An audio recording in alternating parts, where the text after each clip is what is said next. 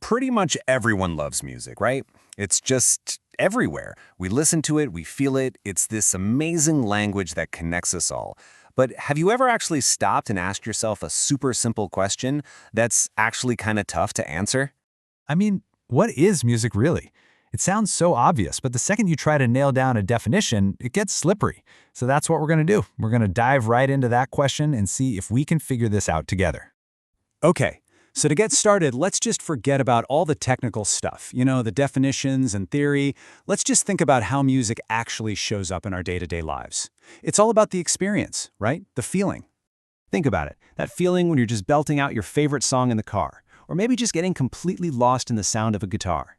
See, music isn't just something we listen to, it's an active thing. It's something we do, something we make, and for sure, something we feel.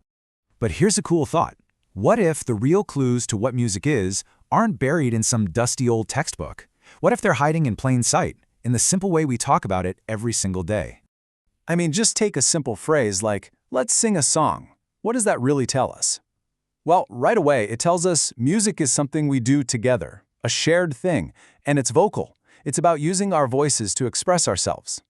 And of course, it's not just about our voices. When you hear someone say they love playing an instrument, let's say the tabla, they're talking about something physical, right? A real connection. It's the literal act of creating a rhythm with your hands. And have you ever noticed how we automatically add our feelings to it? We almost never just say, that person is playing the guitar. No, we say, wow, that's beautiful, or that's so powerful. Music is never just a bunch of organized sounds to us. It's an experience, and we can't help but wrap it up in emotion. What's really amazing about this is that it shows you don't need a single music lesson to get it.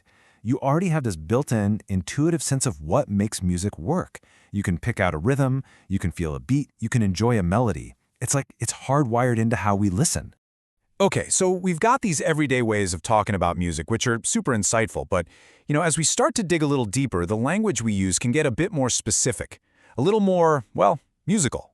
So, for example, you might casually say someone's playing the guitar, but someone who's really listening, really tuning in, might say something more like, that guitar performance is so sweet and melodious.